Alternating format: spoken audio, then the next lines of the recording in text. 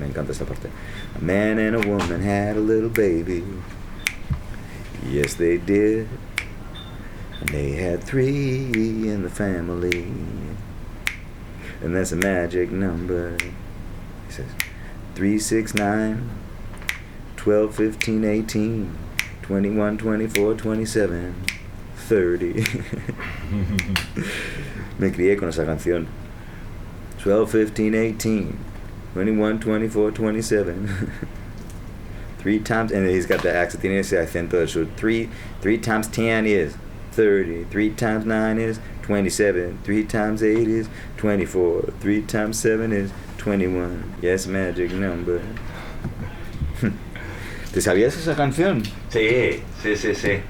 Fue sampleado, además. Claro, a ver, yo la conocí, al igual que a ti te conocí por Jorge. Claro. Fue bonito porque yo escuchaba a tu papá en la casa de mi papá. ¡Ah! Sí, es bonito. Es bonito eso. Y después, claro, a ti te encontré... Qué guapo eso.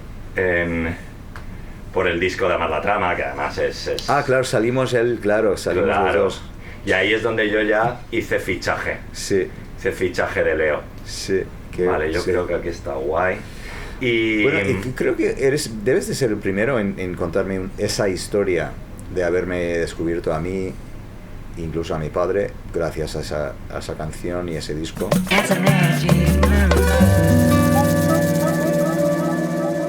Hey, si tienes auriculares a mano, te invito a que los utilices. El número mágico se le pone mimo a todo, pero en especial al sonido.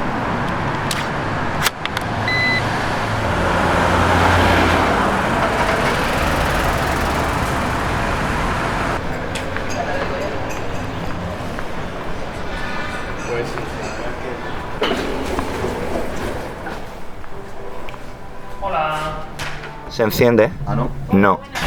No está dado. Hola, yo estoy tocando aquí estos días y habíamos hablado con Juan Laguna anoche sobre la posibilidad de... Oye, y queremos hablar del... Bueno, sí. El hilo musical. Ese tenéis que hablarlo con la Vale. Pues ahora me acerco yo en un segundo, Leo, no te preocupes. Vale. ¿Las sillas? ¿Qué hacemos? O... Yo creo que aquí, o sea, sí. Bueno, ¿y si nos ponemos a la mesita? Yo creo que es eso, dar la vuelta, por ejemplo, si Sí, estamos vale. y estar hacia... Yo creo mucho en esto y estoy muy a favor de que la gente haga cosas por su cuenta y que no esperemos a que nadie te dé permiso. Si yo hubiera esperado a que me diesen permiso de hacer mi podcast, estaría todavía esperando yo. En vez de... Tenemos la tecnología, tenemos las herramientas de hacerlo. Si tienes la idea, lo puedes hacer. Sí, pero lo que no tenemos es el tiempo, Leo. Bueno, el tiempo es... Hablemos del tiempo. Sí. ¿Qué te da esperanza? ¿En qué estamos ahora mismo? Sí. Es una complicación. Vale, vamos a arrancar. Vale. Mil gracias. Gracias por invitarme. Es un gustazo. De verdad. Yes, magic number. ¿Te sabías esa canción? Leo Sidran, Madison, Wisconsin, vía Brooklyn, vía Madrid, pero ojo que a lo mejor también hay que nombrar Sevilla. Sí, fíjate. ¿Qué cosas? Pasaremos por ahí a ver si nos dejan, porque es muy curioso que aprendiste castellano en Sevilla. Pero, eso es un tema. Vale, de hecho te puedo corregir porque Por supuesto, me encantará. en realidad vine a España por primera vez a Ciudad Real, a pasar 2 veranos en un programa de intercambio viviendo con una familia en un pueblo de Ciudad Real. O sea que en realidad la primera parada fue Ciudad Real. En verano en Ciudad Real también es complicado. Bueno, pero sabes que me lo pasé bien, o sea, en un pueblo de verano, ir a la discoteca, el parque, la piscina, o sea que calor sí que hace pero yo no sabía que era, si era normal o no, qué es lo que había en España, o sea que en realidad... Vale. Y después, claro, Sevilla. Y después ya con la universidad te fuiste a Sevilla, sí, ¿no? Sí. Bueno, pues venga, primera corrección. Espero que de muchas, para que contemos bien la historia. Me parece que vas informado, así que... Bueno, vamos a intentar practicar ese ejercicio de The Art of Conversation, Eso es. pero speak to me in Spanish. Ya hay 2 referencias a una historia que es un poco también de Their History, que es un poco tu podcast, que me ha gustado mucho la idea, he intentado hilar un poco el la historia no la cuento yo, no la cuentan mis amigos, sino que la cuenta un poco la amalgama de eso que también es el arte. Claro, ¿No? o sea que claro, cuando yo puse que yo tengo ese podcast, ¿a qué te refieres? Y este proyecto, The Third Story, la tercera historia, que también podría ser la tercera planta, porque stories en edificios son plantas. Entonces, y fue un poco un juego de palabras porque se hacía en la planta 3 de mi casa cuando empezamos a hacerlo, pero también la tercera historia es como que tú cuentas una historia, yo tengo mi historia, pero la que generamos entre nosotros es la que estamos contando hoy. Ajá. Es un poco eso, que no existe sin que estés tú ni que esté yo. Qué bonito. Y ese fue un poco la justificación del nombre, y a veces poner nombre te da mucho, o sea, el nombre Sí. te aporta mucho. Claro. Y fíjate que tú tienes el número mágico, que es 3, y yo tengo el Third Story, que también creemos mucho en el triángulo, ¿no? No lo había pensado. Sí. Bueno, sí, en toda esa magia. Claro, ya sabemos cómo funciona esto, que Tres Cosas se comió ese compositor, ese multiinstrumentista, ese productor, ese comunicador con el podcast, que además tiene premios ya de sobrada trayectoria, y ese desconocido ganador de unos cuantos Latin Grammys y otras tantas nominaciones, ¿no?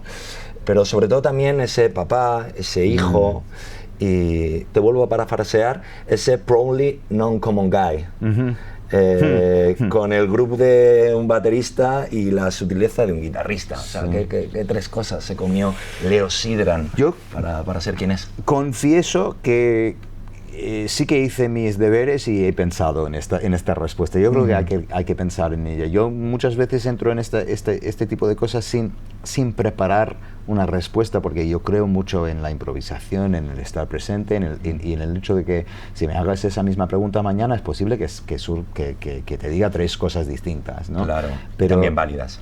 Claro, claro, porque contenemos multitudes, como se dice. Pero yo creo que para empezar, la soledad. O sea, que yo soy hijo único, que pasé mucho tiempo solo. De niño aprendí a entretenerme, a buscar cosas, a como saborear un poco la soledad. Y eso comí mucho de eso, ¿no? De estar mucho tiempo solo, de sentirme como, no alejado del mundo, pero como diferente. Non-common. Claro. De no sé dónde ubicarme exactamente, a qué grupo pertenezco. Incluso al nivel generacional, yo que soy muy amigo de mis padres y me sentí más de su generación y de su pandilla y de su grupo que de mi generación. O sea, sobre todo de niño, me sentía un poco desubicado al nivel generacional. Entonces, yo creo que esa soledad me dio mucho tiempo y espacio para componer, escuchar música, llorar, ¿sabes? Soñar, todo lo que necesita una persona creativa, me dio espacio.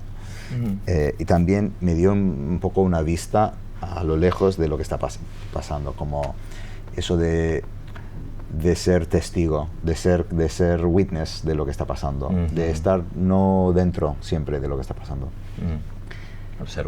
Observador. Pero la segunda cosa que se me ocurre es la comunidad. O sea que también yo creo que pertenezco a muchas comunidades, a muchos tribus, se puede decir, ¿no? Sí.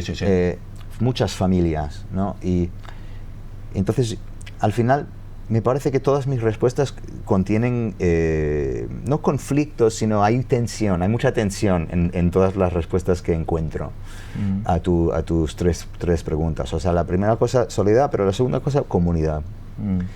Tanto mi comunidad de la ciudad donde me crié, Madison, Wisconsin, la comunidad de músicos, el entorno de músicos de mi padre y después los míos. Soy judío, que también es una especie de comunidad que llevas contigo por el mundo. Y no sé si es un poco ese pack entre la soledad y la comunidad que me permite entrar y salir de muchos grupos y de muchos entornos, que yo no sé cómo definirme, o sea, que incluso cuando tú me has nombrado como músico, no sé qué, guitarrista, compositor, tal, si yo conozco, por ejemplo, sentado, pongamos, en un avión al lado de una persona desconocida Sí. y me pregunta a qué te dedicas o tú quién eres o qué haces, no sé qué contestar. O sea, yo muchas veces espero a ver qué me diga esa persona de su vida antes de empezar a contar mi vida, porque busco un punto de contacto con esa persona. Y ese punto, como hago tantas cosas y me interesan tantas cosas, como que voy a ver dónde está la puerta de entrada, la apertura de la ventana por la cual podemos encontrar un poco de luz entre nosotros. Y entonces se me ocurre eso de decir, bueno, comunidad. Y ya que estamos aquí en Madrid hablando y me has descubierto a través de pues unos contactos que tengo en España y este vínculo tan largo que tengo con España y la lengua hispana, yo diría que el español es una cosa que comí. Todo el contacto con España, con hablar español, con estudiarlo, con la música, con la cultura, con todo este puente que sigo cruzando a lo largo de ya casi 40 años, yo creo que forma gran parte de quién soy. A mí me parece muy bonito, me da... sabes que en España el patriotismo, Sí, y sobre todo sí. en ciertas generaciones, es complicado, ¿no? Sí, lo sé. Y a mí me genera mucha ternura Sí. el estar siguiéndote de un tiempo atrás ya y darme cuenta cómo integras el español, ¿no? Sí. Es bonito también cuando grabaste Bohemia, Sí. que fue el primer disco tras estar aquí, ¿no? Sí. Si no me equivoco. Hubo uno antes, pero vas bien. Bueno, O sea, sí. hubieron Sí. varios antes. También Sí. está, no quería nombrarlo, pero sí Sí. tenemos que hablar del Elefante también. Ay. ¡Guau! O sea, qué Claro, maravilla. pero incluso en El Elefante, que es un disco de música infantil, Sí. o sea, es un ¿Qué disco hiciste bilingüe con mi tu padre. padre? Es un disco bilingüe que ya empecé a explorar un poco ese espacio entre el español y el inglés y ese juego de cómo se puede jugar y componer entre dos idiomas, jugar con... También tengo un disco que se llama El Cid, que es el Ajá. disco que grabé después de vivir en Sevilla. Se llama El Cid como que suena a El Cid, Sí. pero es L Cid, porque Sí. yo soy Leo, o sea que para entender el título del disco tienes que medio hablar los dos idiomas, que no funciona en ninguno, sino que funciona en ambos a la vez. Entonces yo empezaba a explorar un poco ese terreno entre inglés, español, a ver qué es lo que encontraba en ese espacio en medio. Me da mucho gozo escuchar a un americano hablar así Jo. y bueno, y también todo la conexión que has hecho, o sea, al final, bueno, vayámonos a los discos, porque ahí también ya seguimos conectando. Claro, esta pregunta es muy trampa, y más sobre todo cuando somos músicos, ¿no? Sí. Yo generalmente creo que en esa soledad, Sí. ¿vale? En la manera en la que estás intentando aprender a querer comunicarte con el mundo, ¿no? Sí. O sea, no lo tenemos claro. En esas dudas, Sí. el arte es lo que nos salva, ¿no? Y los discos son nuestra gran compañía. Totalmente. Siento hacerte esta pregunta, pero porque es limitante, Sí. pero ¿qué 3 discos te ayudaron a sostener todo eso? Claro. Hay que nombrar un disco de mi padre. En realidad, que mi padre es... ¿Quién es tu padre? Mi padre se llama Ben Sidran, es músico de jazz. ¿Qué me dices? Es pianista, es cantante, es compositor, es productor, es periodista, o sea, todo lo que hago Es yo. historiador. Él es historiador, Ajá. ha sido profesor, es intelectual. Sin duda. Todo lo que hago yo, él ha hecho. O sea, una vez yo estoy en el family business, estoy en el negocio familiar, en realidad. Ajá. O sea, si mi padre tuviera una ferretería, ¿sabes? Sí. O sea, pero en vez de eso, soy artista como él. Y, ¿Cuánto te ha pesado eso? Perdón. pues... Nos desviamos. pero- Sacando ese tema, vamos a tardar un poco en llegar al segundo disco, pero no, o sea, me ha costado bastante. De hecho, yo podría decir que el español, o sea, la tercera cosa que he nombrado de las cosas que me comí, Sí. es una historia un poco compleja, porque en realidad yo empecé a estudiar español gracias a mi padre, que él, aunque no habla español, quería que yo sí que aprendiera a hablar español. Él fue el que me... Por Lorca.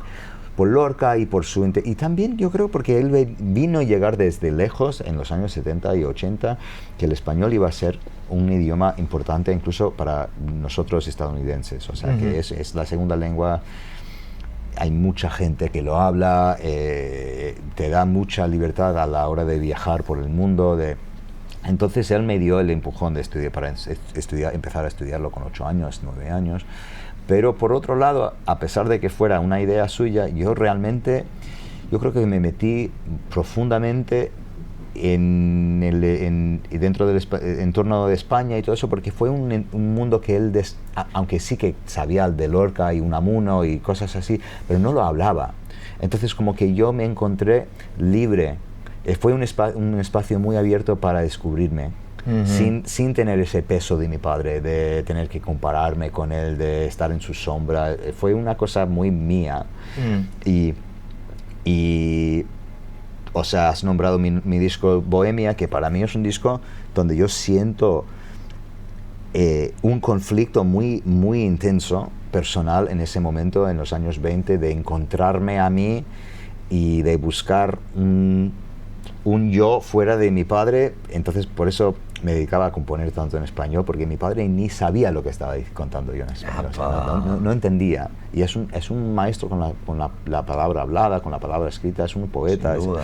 Entonces me costó mucho, y al final yo creo que he salido bastante de eso y me siento como muy... Fíjate que estoy por cumplir 50 años y estamos aquí en un club de jazz de Barcelona, de Madrid, donde acompaño a mi padre. O sea que sigo tocando con mi padre, que es una cosa que con 22 años, 25 años, yo recuerdo haber dicho en entrevistas: con 50 años no espero verme acompañando a mi padre aún. Sabes, que yo espero que habré salido de la sombra de mi padre, y ya que estoy a punto de cumplir 50 años, mi padre 82 años, pienso qué fortuna, qué suerte tengo yo de estar todavía tocando con mi padre, y de que tengamos tanta historia compartida ahora.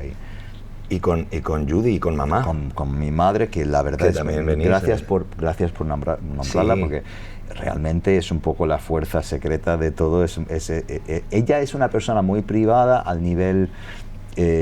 o sea, si pasas 5 minutos con nosotros te das cuenta de que ella es la directora, ¿no? Pero no queda fuera del foco, ¿sabes? Pero queriendo, además, o sea que no tiene ese impulso de... Eso es un acto muy bonito también. Sí, bastante. Es muy bonito. Y como somos un triángulo, yo también tengo otro triángulo, que es mi mujer y mi hija, o sea que tengo una vida como llena de números treses. De treses. De 50 stories. Pero sí, o sea, le ha costado a mi madre, seguro, porque se tuvo que encontrar un sitio. Mi padre y yo tuvimos un vínculo, una forma de relacionarnos bastante intensa desde el principio, y ella se tuvo que incorporar en esa relación de forma, no sé, de encontrar su sitio. De alguna manera también, corrígeme, aunque nos estemos yendo del highway, del camino principal, pero tú también salvaste un poco a tu padre, porque hubo un momento en el que tu padre, después de tocar con una lista interminable de músicos que no vamos a ponernos a nombrar porque nos quedamos ahí también atrapados hablando. Pongamos que es larga. Pongamos que es larga y increíble. También estaba un poco cansado de tocar. Entonces... Yo no sé qué te has leído y dónde te has metido, en qué rincón del internet para preparar esta entrevista, pero sí, o sea, justamente es así que yo, justo cuando yo estaba empezando a tocar y cuando tenía ganas de salir a tocar, porque yo me crié tocando jams, los llamábamos en casa, después de cenar o lo que sea, nos íbamos a la sala al cuarto de música para tocar, sin estructura, sin canciones, o sea, nos juntábamos a llamear.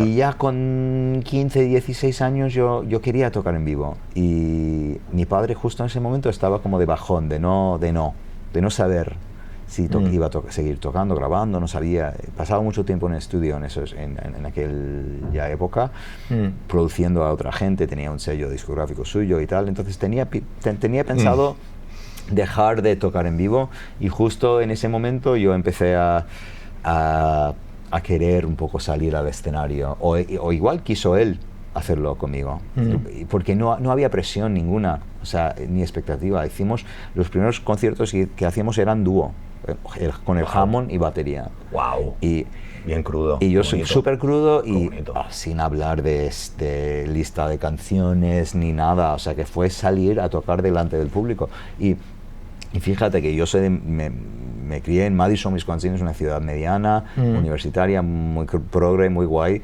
y nosotros, Ben Sidran y Leo Sidran, acabamos ganando mejor músico de jazz de Madison durante muchos años, pero fíjate, Ben y Leo Sidran, mejor músico de jazz, como que la gente nos tenía como uno. ¡Qué guay! Y para mí fue muy impactante eso, decir que Ben y Leo Sidran eran como uno. Wow, mira, Sí. vamos a hacer un pacto, porque es que realmente Sí. de aquí, o sea, Sí. no paran de salir hilos de los cuales Sí. a mí me encantaría tirar, pero Vale, bueno, pero tenemos estaríamos un en mal formato, formato. además, claro. Entonces vamos a quedarnos ahí, porque claro, si nos enganchamos un poco ahí, yo evidentemente tengo que nombrar a Clyde Stuyvesant, Sí, que no sí. sé si lo digo Sí, bien, sí. tenemos que nombrar a Steve Miller, Sí. o sea, es como No, personas con las cuales, entonces, claro, había pincelar, pero Sí, bueno, se puede decir que muy necesario. Es interesante porque son todos nombres que al final, y mi padre siempre me decía, mira, no se sabe qué es lo que va a ser importante en el futuro. O sea, que let history decide, siempre dice, deja que la historia decida qué es lo que importa y no. Hacemos nuestro trabajo y después desde lo lejos iremos viendo qué es lo que... Y para mí, el hecho de que la gente ahora nombre a Clyde Stubblefield, que fue mi primer, pongamos, maestro de batería, y fue el que tocaba con James Brown en los años 60, claro, muy claro. sampleado, Sí. o sea, y ahora se ha vuelto en los últimos años como un ídolo para un montón de, o sea, la generación de hip hop y los de ahora. Si hablas con Questlove de Roots, por ejemplo, Sí, esa gente claro. siempre nombran a Clyde Stubblefield. Y resulta que, pues, fue un tipo que, amigo de mi padre, que vivía en nuestro pueblo, en nuestra ciudad, y éramos amigos y tal, y me enseñó alguna cosa, no de manera muy formal, pero sí que me apoyó mucho, y después acabé produciendo su disco y Exacto. tal. Pero claro, todo eso en su momento fue muy normal, o sea, Claro. que no tenía el peso de decir, pues de aquí a 20 años vamos a estar hablando de esto en una entrevista madrileña, o sea, que Claro. fue una cosa que surgió de ese entorno. Pero déjame ayudarte con el formato. O sea, que el primer disco entonces sería un disco de mi padre y podría ser cualquiera. O sea, hay discos que yo me comí todo de mi padre. Yo me considero, me siento como medio el archivista, el historiador de la carrera de mi padre. Yo creo que uno de mis trabajos fundamentales es saber lo que hizo el tipo. Y saber con quién estuvo, y dónde, y cuándo, y mantener contacto con toda esa gente. Y entonces, no es que haya un disco suyo que es más importante que otro. Entonces, al pensar en uno, para decirte, hay uno que para mí es increíble, que es The Cat in the Hat. Es un disco que salió en el 79, que es un disco impresionante. Además... No de los más conocidos. No, desde luego que Para no. nada, ¿eh? Y sabes, porque la historia es muy loca, porque es un disco que salió y 15 días después se hundió. Se hundió el sello. La discográfica. Entonces, y fue como la tragedia profesional de las más profundas de mi padre, y a partir de ese momento empezó a pagar sus propios discos y licenciarlos. Es decir, en el año 80 él fue como bastante vanguardista y do it yourself en el mundo de la discográfica, cuando la gente todavía contaba con adelantos de las discográficas donde nadie se atrevía a pagar su propio disco y buscar cómo sacarlo. Mi padre ya empezaba a gestionar su propia carrera porque no podía sufrir otra tragedia como la que le pasó con The Cat in the Hat. En The Cat in the Hat están todos los mejores músicos de sesión de los años 70. O sea, Steve Gadd, el batero, está en ese disco. Los Brecker Brothers, que son de jazz, son impresionantes. Los cantantes, los coristas son todos... Luther Vandross, que es un cantante de soul, canta coros en ese disco. Todos son de referencia. Y es un disco que nadie llegó a escuchar. Y para mí también es... No solo por la música, pero también por esa historia que me contó mi padre de, bueno, esto es lo que me ha pasado y por eso ya soy dueño de mi propia fortuna. Claro.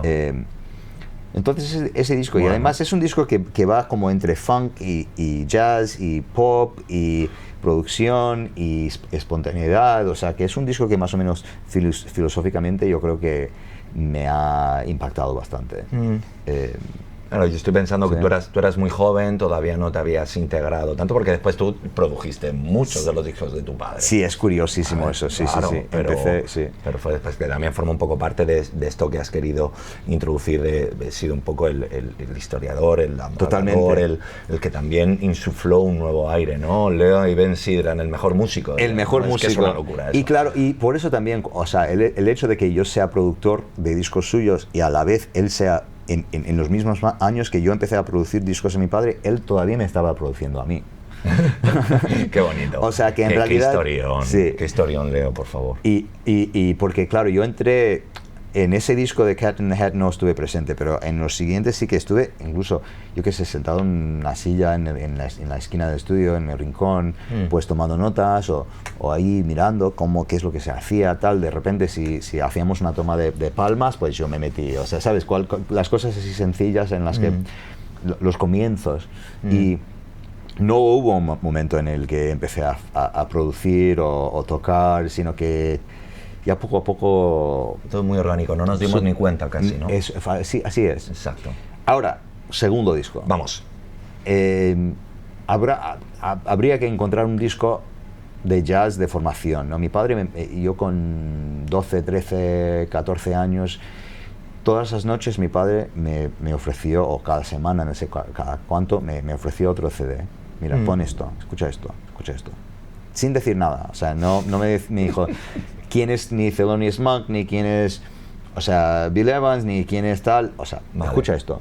Y claramente el primer disco que me dio fue Kind of Blue de Miles Davis, que Que también está muy vinculado a vosotros, Claro. también por el sello. por y Miles, sí, sí. Claro. También, o sea, filosóficamente yo creo que la idea es que con Kind of Blue en realidad tienes un punto de contacto con el jazz. O sea, si tú te pones a leer los músicos en ese disco y sigues el hilo de cada uno de ellos, te lleva a todos lados.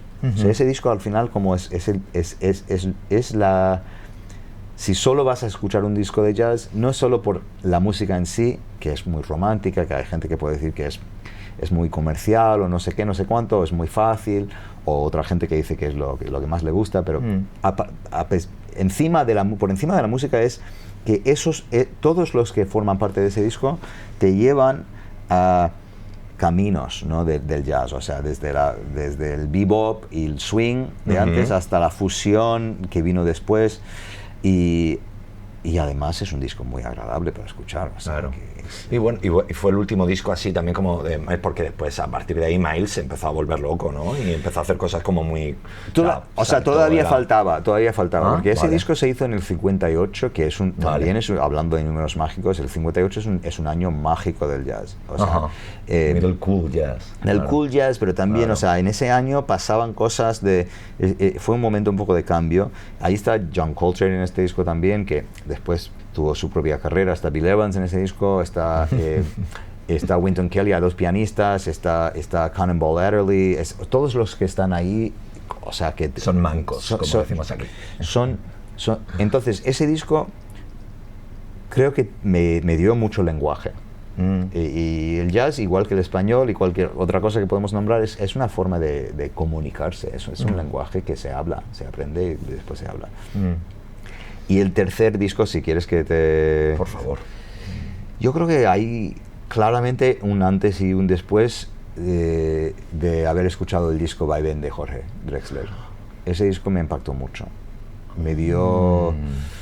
Me abrió mucho. O sea, es un disco que me pasó un colega en Sevilla, cuando yo estaba estudiando en Sevilla, un músico alemán que conocí, me pasó un disco de Jorge, el disco de Vaivén, y me dijo, creo que te va a gustar esto, no sé por qué, pero creo que hay algo aquí que te va a interesar. Y fue como que escuchar la voz de un primo, ¿sabes? Un familiar, saber que nada iba a ser igual después, imaginar cómo haría yo un disco parecido, dónde me veo yo en esto, de como verme reflejado en una especie de espejo en ese disco, también de estar obsesionado con la forma de componer, para mí lo que era una frescura de concepto, de la forma de cantar muy directa, muy conversacional, también que se notaba que era un pedazo de escritor, o sea, todo realmente arrancó ahí. Creo no equivocarme si digo que es el primer disco de Jorge Drexler en España. Así es.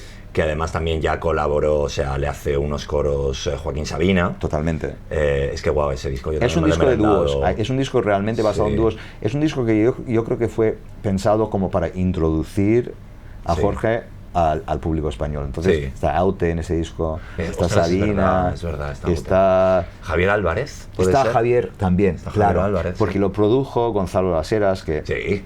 y entonces también están, o sea, que fíjate que yo al final me acerqué a los que pude después de eso. Grabé con Bohemia, es un disco medio grabado con Gonzalo Las Heras. Está Vicente Clemente, el baterista, está Tino Di Giraldo, está Colina, o sea que hay un montón de músicos que están en el disco de Vaivén, que al final me acerqué a ellos gracias a ese disco. Está Ana Lan también en ese disco, y yo llegué a producir 2 discos de Ana. Y claro, o sea que fue también no exactamente como Kind of Blue, pero también se puede decir de cierta manera que leer quiénes eran los que participaron en ese disco. Me dieron un poco una pista de cómo era la escena en Madrid y en España de la canción. Y bueno, y Jorge recién llegado y todo eso, jolín, es que es un historión. Pero claro, nos volveríamos a ir y la verdad, tenemos una gran capacidad de irnos del camino marcado, ¿verdad? Ya te digo. Así que bueno, a mí hay algo con la sensación de que nos podemos escapar, pero no puedo no pasar por ahí. Cuando tú dices speak to me in Spanish, hay algo que también me venía mucho a la cabeza cuando estabas hablando de, bueno, un poco la relación con la música en casa, ¿no? Raúl Rodríguez, gran músico, durante muchos años estuvo con Kiko Veneno, con Santiago Buserón, hijo de Martirio. Nombró, aquí en Número Mágico, nombró esto de la guitarra siempre presente en el sofá, como si fuera una cosa muy... Y yo siento que tu relación con... Él nombraba que al final si podemos tocar juntos no tenemos por qué hablar el mismo idioma, ¿no?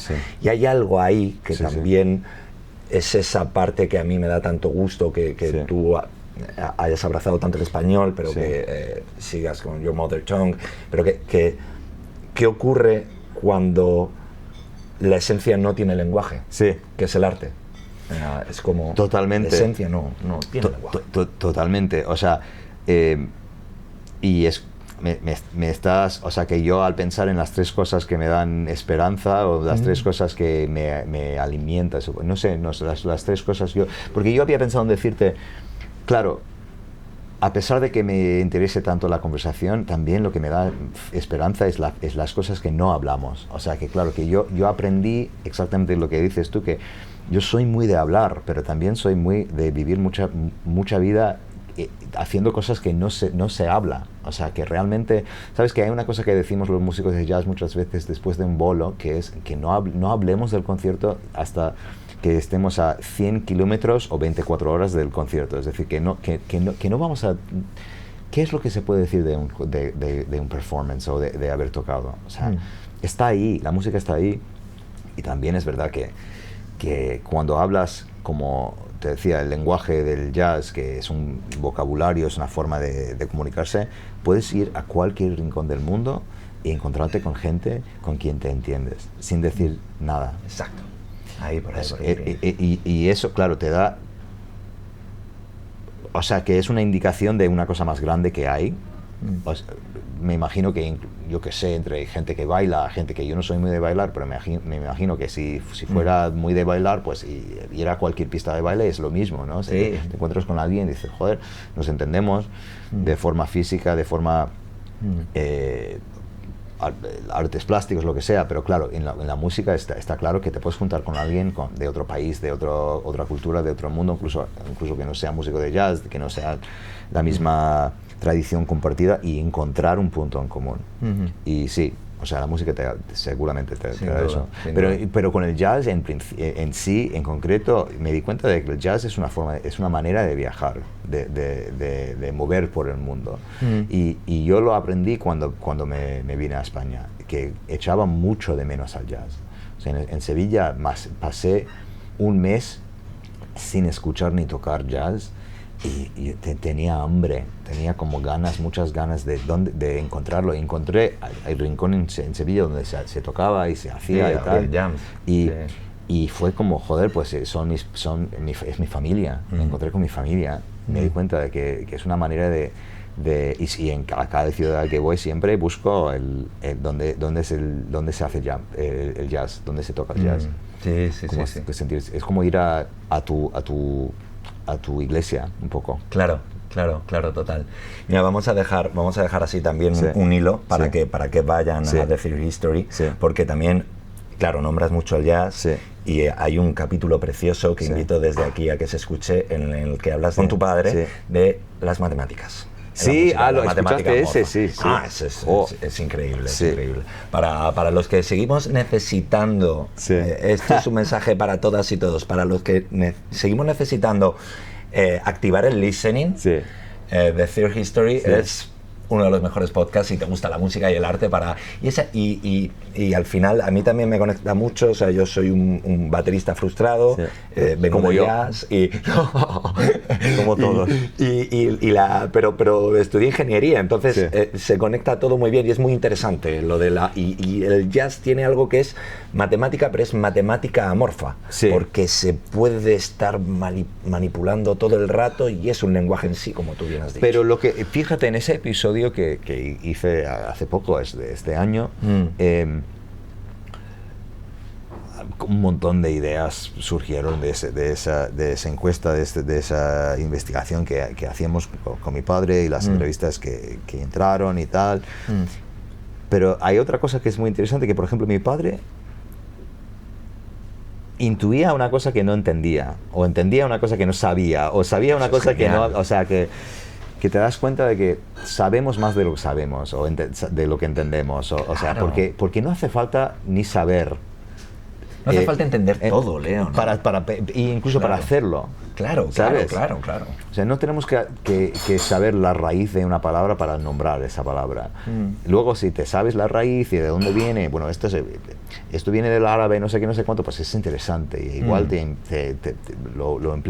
empleas esa palabra de otra forma o con otro contexto, pero no es necesario. Y yo me di cuenta en ese episodio donde empezamos a hacer la investigación de los, no sé cómo es en español, los overtones. Los sobretonos, no lo sé, es que yo también lo estudié como overtones. Sí, pero entiendo que sí, sobretono, ¿no? Sobretono puede ser, o the harmonics, la serie armónica. Vale, el círculo armónico. Sí, vale. Y eso está presente detrás de todo lo que tocamos, pero claro, o sea, no somos conscientes muchas veces. Y hay mucho por descubrir aún. Wow, es espectacular, pero has visto, venga, ya quiero cerrar esta nota porque ya estaba viéndome abocado ahí diciendo, digo, no, volvemos. Porque está siendo maravilloso, pero hay que siempre poner un límite. Yo sufro con eso con mi programa, que yo siempre dejo pasar mucho tiempo, demasiado hablar mucho, y después es mucho editar, y es mucho porque no quiero juzgar en el momento qué es lo que hay que quitar y no. Me gusta dejar que pasen cosas, pero después también es verdad que es un montón de trabajo que acabas haciendo. Esto se va a quedar porque me da mucho gusto que sea el último capítulo de la segunda temporada y que esté siendo contigo. Ole. Así que bueno, después le haremos un homenaje a eso. Pero claro, al final está todo el rato entreverado en la conversación la esperanza, ¿no? Pero bueno, vamos a centrarnos ahí. ¿Qué tres cosas le generan esperanza ahora, aquí, hoy, en Madrid, cuando la gente lo escuche? ¿Qué tres cosas le generan esperanza a Leo Sidran en este momento tan difícil? Fíjate que yo creo que la respuesta es igual en todo momento para mí. O sea, las conversaciones me generan esperanza. Bueno, sí, porque yo veo que tenemos mucho en común, o sea que encontrar conexión con la gente es lo fundamental, ¿no? Y crear, como decíamos antes, ¿no? O sea, lo que hemos hecho hoy es crear algo. Entre tú y yo hemos generado algo que solo existe en este momento entre nosotros dos. Entonces, yo creo que las conversaciones son importantísimas y me generan esperanza en realidad. Es verdad que es un momento muy desesperado, o sea que en realidad, ya que me haces esa pregunta, no tengo mucha esperanza, pero tengo alegría, o sea que también por un lado me parece increíble que somos capaces de comparar historias y encontrar y llegar a una conclusión. Por otro lado, los besos me generan mucha esperanza. Vamos. O sea, yo creo que todo la gozada de lo que no se habla, las cosas que no hablamos, también me generan mucha esperanza. El tocar, el oler, el saborear, ¿sabes? El escuchar las cosas que no podemos hablar, que solo se puede sentir, también me parece que son muy importantes en este momento. Ya has dicho 3, yo ya te he leído, por si estás sufriendo, pero si tienes una cuarta te la vamos a aceptar, pero esto justamente que acabas de decir está todo el rato entre líneas de la conversación, lo has nombrado varias veces, la capacidad de silencio o de no tener que decir todo en un mundo tan ruidoso, es algo que yo comparto contigo, que es muy esperanzador. Bueno, fíjate, porque yo, como te decía al principio, al pensar en esas preguntas y respuestas, me encontré con tensiones, o sea, soledad y comunidad, conversación y silencio. Porque, no sé, existimos en ese espacio entre... O sea, ahí está la tercera historia, ¿sabes? La tercera historia existe entre los dos polares, un poco el equilibrio. Entonces yo creo que es la búsqueda, es my life's work, es el trabajo que tenemos todos, ¿no? De buscar ese equilibrio entre los impulsos. Qué bonito. Mucho Leo, otro gran nombre de otro gran disco, mucha alegría. Bueno, tenerte aquí. Sí, muchísimo. Y bueno, gracias también por abrirte de esta manera también tan particular y tan bonita en este cierre de temporada que alargamos y que además deja un montón de hilos, deja un montón de puertas abiertas que ya tendremos que cerrar en otro momento porque hay muchas historias. Hay muchas historias, hay más que 3 de hecho y no sabes la ilusión que me hace estar en este proyecto contigo y además poder comunicarme de forma, espero, medio digna en castellano. Lo has hecho fenomenal. Lo has hecho fenomenal. Muchísimas gracias por invitarme, de verdad es increíble estar contigo. Gracias a ti. A ti. It's a magic number.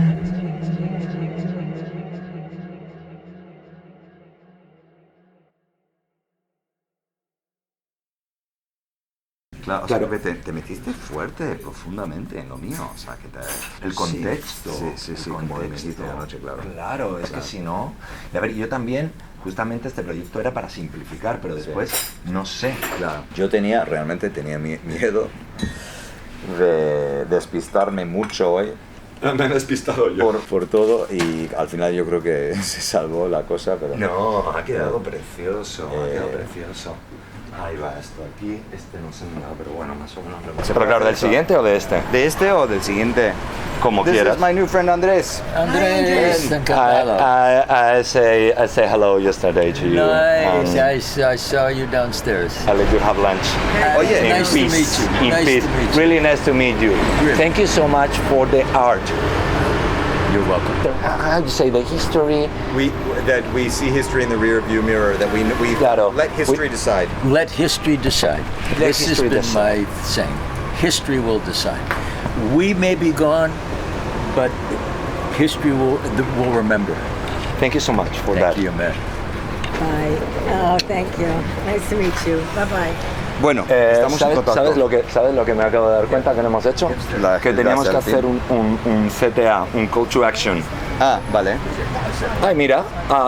Mira. Ahora lo hacemos así. ¿Lo haces tú? Bueno, ¿qué? ¿Con tu móvil? Sí, te lo mando. Es Leo Sidran. Y Andrés.